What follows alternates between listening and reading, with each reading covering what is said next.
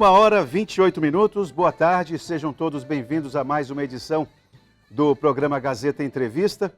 Seguinte, esse primeiro bloco, o programa de hoje, claro, não poderia ser diferente. Nós vamos continuar, na medida do possível, mantendo vocês informados a respeito das decisões, os critérios, o que foi definido. Claro, né, vocês já acompanharam boa parte do que aconteceu em relação a essa rebelião no Presídio de Segurança Máxima Antônio Amaro. Mas nós vamos continuar a conversa. Nós estamos com a equipe lá, o Cléristo Amorim e o Luan Rodrigo continuam lá onde aconteceu a coletiva. Vamos tentar conversar com o secretário de Estado de Justiça e Segurança Pública, Coronel José Américo Gaia. Vamos conversar com ele. E o primeiro bloco do programa, nós vamos tentar dar uma esmiuçada nessa situação com alguns detalhes. Não é? É preciso a gente dar uma repensada em uma série de coisas. É claro que o acompanhamento em cima do lance das coisas que acontecem, não é? Isso é muito importante. Os policiais penais que foram feitos reféns, em que condições que essa abordagem dos criminosos em cima dos policiais penais foi feita. Não é? A gente precisa entender exatamente isso. Né? O que aconteceu ali?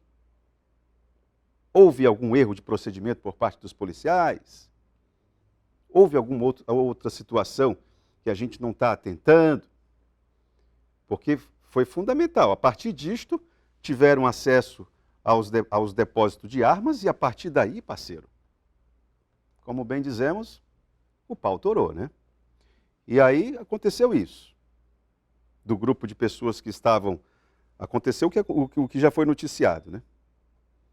5 mortes? É isso mesmo? A gente precisa dos nomes, né? Pelo menos aqui no Gazeta Entrevista, ninguém fica falando em apelido. A gente fala do nome. E também, aqui no Gazeta Entrevista, ninguém costuma falar a respeito de facção X ou Y. Mas, o que a gente precisa atentar são outros detalhes a respeito do que alimenta esse sistema e de por que ele se apresenta na prática como falido, não é? Então, quero saber se o Luan Rodrigo já está no ponto. Eu sei que é mexer, meu caro. Quero saber se o Luan Rodrigo está no ponto. O repórter Luan Rodrigo está no ponto, meu caro? Opa, então tá bom. Enquanto ele não está, vamos fazer aqui o nosso comercial. Atenção, vem aí o Mega Feirão Regional da IP. Compre o seu lote com condições nunca antes vistas. Loteamentos Portal da Amazônia, Nova Morada, Israel de Lira, Jardim Calafate e Nova Esperança. O Mega Feirão da IP será de 22 a 29 de julho, na Central de Vendas IP, na Avenida Tucunaré, próximo à rotatória do Swiss Park. Não perca essa oportunidade de comprar ou renegociar o seu lote. Maiores informações, ligue no 3214-1000. Nos 45 anos da IP, quem ganha é você. Muito bem. Olha, o repórter Luan Rodrigo está no ponto, junto com Cléristo Amorim. Mas antes de entrar o Luan Rodrigo, eu queria fazer uma pergunta. Eu não sei se essa pergunta foi feita no Gazeta Alerta. Mas eu entendo que é uma pergunta fundamental para a gente entender por que as coisas, em boa medida, estão como estão por aqui, né? A pergunta é: onde está o governador Gladson Cameli? Me diga aí. Eu fiz a abordagem para a assessoria do governo logo pela manhã, porque não vi nenhuma informação na agência de notícias do Acre a respeito da agenda pública do governador do estado. Acionei a assessoria do governador e até agora não me foi respondida a pergunta: onde está o governador Gladson Cameli? Porque em um dos maiores aperreios dos últimos tempos, no que se refere à segurança pública, onde está a maior liderança política do estado do Acre? Eu estou aguardando a assessoria do governo me informar isso, não é? Qual é a agenda pública que... Não adianta falar, mas ele ligou para o ministro Flávio Dino, fez lá, falou a respeito do problema e pediu que se poderia contar com o apoio do Ministério da Justiça, caso precise, etc., mas que as forças de segurança do estado do Acre vão dar conta do trabalho, como de fato deram. Porque será que nós vamos ter que agradecer ao governador por o fato dele ter ligado e abordado o ministro sobre esse assunto? Pergunta permanece. Onde está o governador Gladson Cameli? Perguntado isso, vamos ao Luan Rodrigo. O Luan Rodrigo já está na ponta da linha comigo? Luan, boa tarde, Luan. Queria saber de você, o secretário de Estado de Justiça e Segurança Pública está aí com você? Ele pode conversar conosco, Luan? Boa tarde.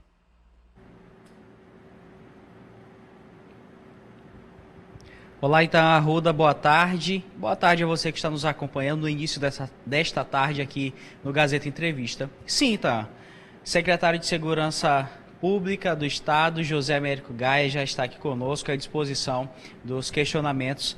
E aqui fico aguardando. Qual é a primeira pergunta que você quer que a gente faça para abordar ainda esse tema sobre a rebelião? Que você conversasse com o José Américo Gaia, secretário de Estado de Justiça e Segurança Pública, quais são os elementos na abordagem dos criminosos aos policiais penais, se ele já tem alguma informação a respeito do que provocou aquilo. Se houve alguma falha de procedimento dos policiais penais ou não. Os policiais de alguma forma facilitaram? O que aconteceu para que aqui fosse criado um ambiente que fosse permitida essa rebelião?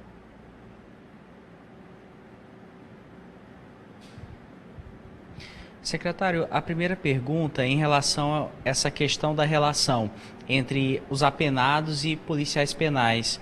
Vocês conseguiram constatar se houve em algum momento alguma facilitação em relação a isso? Como que se deu essa questão da rendição, vamos dizer assim, de policiais penais para que se houvesse esse processo de rebelião? Boa tarde, Itaã. Obrigado aí pelo convite para participar do programa. Na realidade, tão logo, né, o sistema tomou conhecimento da tentativa de fuga de 13 apenados que estavam de poder de arma de fogo, né, foi feito uma contenção no presídio onde eles haviam sido tomados, né? Houve uma contenção pela Polícia Penal, né? Nesse momento houve um ferimento de um policial penal e também de um apenado que estava sendo usado como escudo para eles progredirem em direção ao portão para deixar o presídio. Foram contidos e se mantiveram lá dentro o tempo que acionamos um gabinete de crise para que a gente pudesse tomar as medidas necessárias para coibir o problema e para gerenciar essa crise que estaria se instalando nesse momento. Secretário, esse questionamento em relação à facilitação, se vem do grande público que questiona isso, em relação ao acesso a armas. Então, gera essa dúvida, como é que apenados tiveram acesso a armas? Eles conheciam aquele projeto, então por isso que vem esse questionamento. Essa questão de haver facilitação, então, precisa passar por um processo de investigação ainda.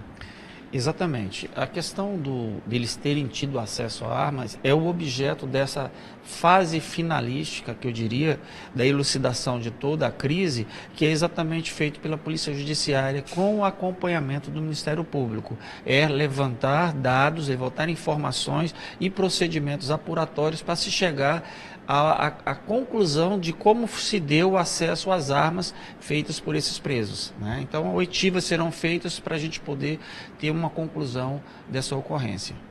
Itaã, qual é o seu próximo questionamento? Seguinte, hoje o Conselho Universitário da Universidade Federal do Acre já suspendeu todas as atividades acadêmicas até semana que vem. Foi encontrado um corpo, tem uma pessoa assassinada, 4 pessoas presas armadas. Eu queria saber, aliás, não eu, né? O Acre todo quer saber o que o secretário decidiu para reforçar o policiamento? Porque há um clima de fique em casa, não é? Isso é uma demonstração de poder por parte dos criminosos que fragiliza o poder público, a segurança pública. Eu queria saber se o policiamento vai ser reforçado ou não vai, que garantias o secretário pode dar?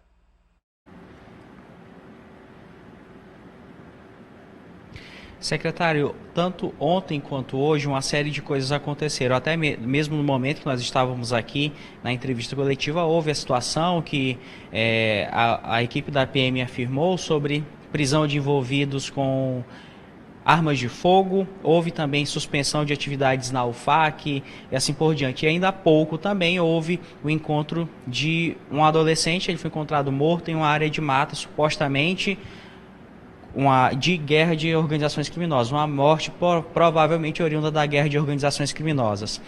O Itan questionou que pode-se gerar um clima na cidade de fique em casa devido à segurança, à insegurança talvez. A Sejusp tem esse planejamento em relação a aumentar o policiamento ou o quantitativo que vocês já têm na rua já dá conta de todas essas situações? Como é que está funcionando?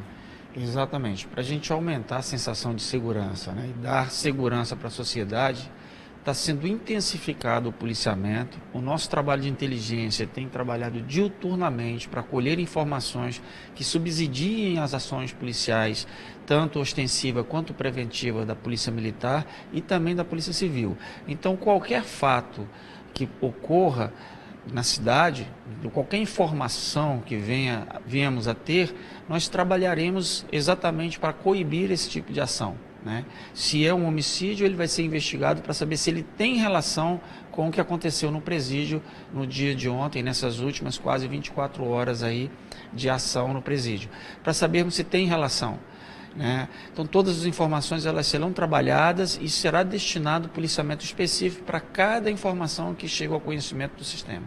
Secretaria, em relação à rebelião, vocês conseguem constatar que de fato foi uma tentativa de fuga que acabou saindo do controle por parte dos apenados? Exatamente, isso nós já constatamos, que foi uma tentativa de fuga, né?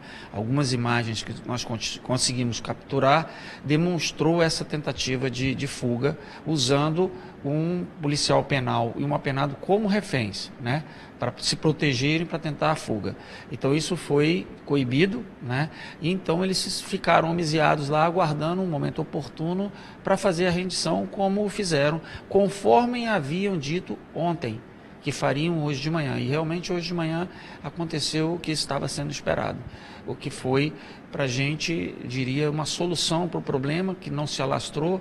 Tivemos, infelizmente, o óbito de 5 pessoas, né, que serão devidamente avaliados, investigados para saber quem são de fato os autores, mas dentro de uma lógica, a gente acredita que foi uma ação exitosa do ponto de vista de rapidez com que foi resolvido, solucionado o problema. Luan, por favor, eu queria saber do secretário de Estado de Justiça e Segurança Pública, dos mortos, desses 5 mortos, quantos ele confirma a decapitação?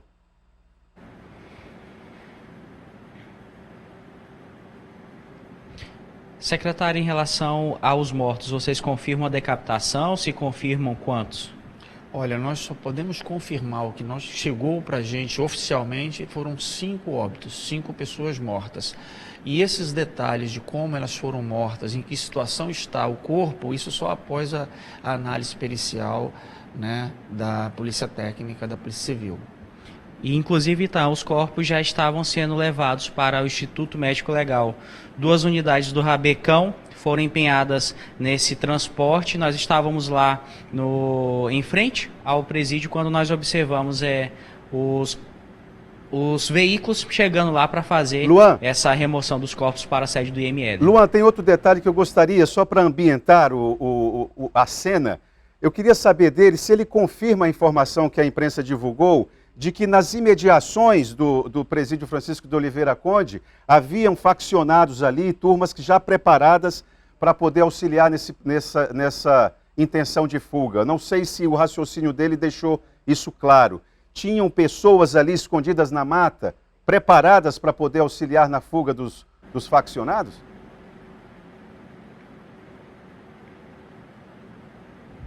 Secretário, essa pergunta até mesmo eu fiz para o senhor no momento em que estávamos na coletiva de imprensa em relação a possíveis membros de organizações criminosas que estariam no entorno da unidade prisional para tentar dar o apoio. Vocês conseguiram constatar que havia esse apoio ou ninguém foi detectado ali nas redondezas, nas áreas de mata? Esse aí foi um dos cuidados que nós tivemos no isolamento do presídio, né? Aquele isolamento aproximado e o isolamento mais distante, com o levantamento de drones para fazer esse monitoramento, com imagens, é óbvio, né? Para exatamente descartar essa possibilidade de ajuda externa para qualquer captura de qualquer detento do presídio. Então isso não, de fato, não procedeu, não foi diagnosticado, não foi verificado nada disso. Luan. Mais alguma pergunta, Itaã? Sim, Luan, foi também notícia a articulação que o governador Gladson Cameli fez junto ao ministro Flávio Dino, não é? Falando a respeito do problema, informando o ministro da situação e falando, obviamente, da instalação do gabinete de crise e que esse gabinete de crise informaria o ministério sobre tudo o que acontecesse por aqui. Eu queria saber se, mesmo diante de um desfecho como foi, digamos, o mais equilibrado possível, queria saber se existe alguma possibilidade de haver intervenção aqui no Acre em função da segurança pública.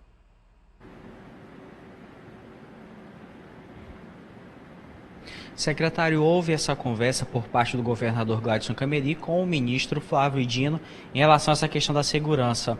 Agora, a pergunta é, existe a probabilidade de haver alguma intervenção por parte de forças nacionais de segurança em relação aqui para o estado do Acre? Olha, nós temos que dividir, são duas forças nacionais que existem. Uma força nacional ostensiva e a força nacional penitenciária. A ajuda que nós pedimos, que o governador, na tratativa com o ministro Flávio Dino, foi do aporte da Força Nacional do Sistema Prisional, da Secretaria de Assuntos Penais, né, de Políticas Penais. Então, o que viria para cá seria esse aporte, né, o que ficou tratado. Como a situação teve o controle, está tudo sob controle, a gente declinou do pedido, agradeceu, né, essa pronta resposta do governo federal para com o Acre e simplesmente vamos aguardar um apoio mais técnico para que ele nos ajude realmente na formatação e na condução da gestão dentro do sistema prisional, até mesmo com questão tecnológica, com questão de recursos para melhorar o nosso atendimento aos presos, né, e aos familiares dos presos. Mas houve sim essa tratativa do governador com o ministro Flávio Dino e ele prontamente estava para nos atender. Luan, a pergunta que eu preciso fazer para ele antes da gente encerrar é a seguinte: ele sabe onde está o governador Gladson Cameli? O governador Gladson Cameli, por que não participou diretamente? Não seria importante o governador estar presente num momento como esse, numa crise como essa? O gabinete de crise não precisava da presença do maior líder político aqui do estado do Acre ou não?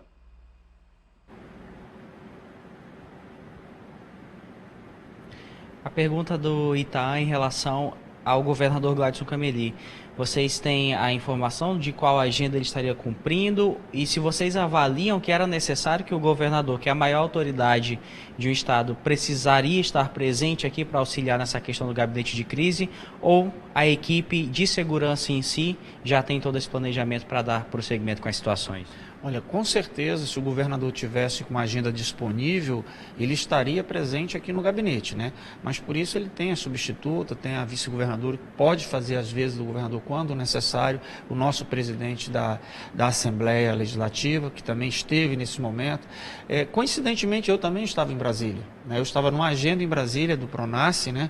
E tão logo tomamos conhecimento, a gente começou a fazer a tratativa via videoconferência, via telefone e fizemos os contatos também em loco lá na nível tático, né? Porque quem faz a nível institucional é o nosso governador, o nosso chefe de estado, né?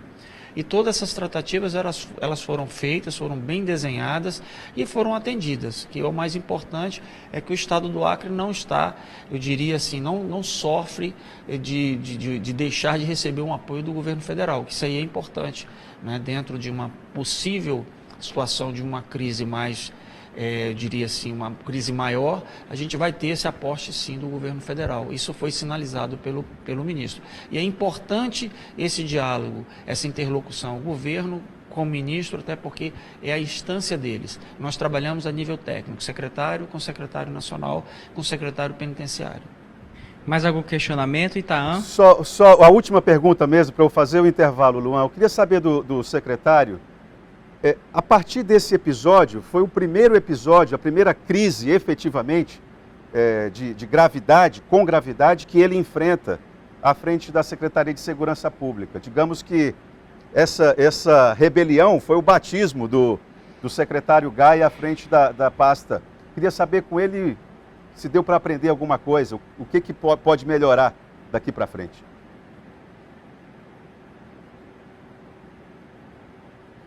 Secretário, a última pergunta que o Itaã falou. O questionamento é o seguinte: desde que o senhor assumiu a Secretaria de Segurança Pública, vamos chamar essa situação de batismo, como o Itaã classificou, foi talvez a primeira situação de crise mesmo que o Estado voltou os olhos aqui para Rio Branco e para Antônio Amaro, a Unidade Prisional de Segurança Máxima. Qual lição o senhor tirou em relação a isso, do que pode ser melhorado em relação à segurança do Estado? Esse batismo é com relação a ser secretário, estar secretário de Segurança Pública, ou não ter vivenciado outras rebeliões ou outras crises, né, no sistema penitenciário? Eu comandei a Companhia de Guarda Penitenciária por 2 anos, a gente conhece o sistema penitenciário, né? E todos os sistemas no Brasil eles estão passivos de um descontentamento dos detentos. Isso aí é público, né? Todo mundo sabe. Então, infelizmente, houve uma falha nossa, vamos diagnosticar em que ponto houve essa falha, né? Houve uma falha. Se houve uma tomada, uma tentativa de fuga, tá? Houve alguma falha, então a gente precisa diagnosticar essa falha, saber onde está essa falha, né? E o apoio que nós tivemos interno, vale ressaltar, das outras secretarias, Secretaria de Saúde, Secretaria de Assistência Social, Secretaria de Governo, Secretaria da Casa Civil, né, o próprio Tribunal de Justiça, o Ministério Público, ou seja, todos estavam envolvidos nessa temática, todos estavam participando integralmente para solucionar o problema. Então, o Acre está bem servido de parcerias de integração, tanto a nível interno quanto a nível externo, diz respeito à União, ao governo federal. Secretário José Américo, muito obrigado pela disponibilidade de atender toda a equipe do Gazeta Entrevista em relação a essa situação que de fato chamou muita atenção em todo o estado e também no país. Itaã Arruda, eu retorno com você nos estúdios. Muito obrigado, Luan, Rodrigo, obrigado ao Clérito Amorim, agradeço também, em nome de toda a equipe do Gazeta Entrevista, ao secretário de Estado, José Américo Gaia. É claro que o secretário Gaia sabe a expressão batismo, eu estou me referindo a ele na condição de secretário. O Gaia já tem o couro grosso de tantas rebeliões e problemas relacionados a detentos que já teve que trabalhar em cima disso. Evidentemente que é em relação à condição dele como secretário de Estado. Mas que bom que as coisas foram conduzidas. Muito obrigado ao Luan, à equipe do Gazeta Alerta, ao Luan e ao Cléristo Amorim. Bom, deixa aqui rapidamente, Laércio, antes de você apertar o biloto aí para o intervalo, tem aqui a Maria Alice. Ela faz aqui um puxão de orelha na imprensa. Gostei de você, Maria Alice. Olha só, vamos lá. Boa tarde, Itaã. Por que vocês da imprensa só falam dos presos? Por que não falam dos agentes que foram feridos? Porque falaram. Teve policial que perdeu uma vista. Meu nome é Maria Alice. Ou então só fala do governador. Maria Alice, você tem razão. Claro que com um ou outro ajuste que essa sua percepção aqui precisaria ter, mas você tem razão, não é? E Se é um povo que é crítico em relação a si, é o próprio jornalista, né? Tem muitas ausências aqui na cobertura de uma maneira geral, né? Nós focalizamos muito naqueles episódios que são importantes. Entenda, que eu acho importante a gente discutir um pouco isso também. Fazer a cobertura daquilo que acontece, é claro que tem interesse público, não é? A presença da imprensa acalmou, de certa maneira, os ânimos em alguns momentos dessa rebelião, não foi? Teve uma participação importante também que a gente precisa ressaltar, participação do Ministério Público, na pessoa do promotor de justiça da Vara de Execuções Penais, o promotor Thales Tranin. Foi importante, foi uma das primeiras exigências dos rebelados lá no presídio Antônio Amaro. E, de certa forma, o Thales Tranin conseguiu conduzir a coisa, junto com representantes da OAB, junto com outros, estava da OAB, estava da Defensoria Pública também, enfim. Quem faz parte dessa cena.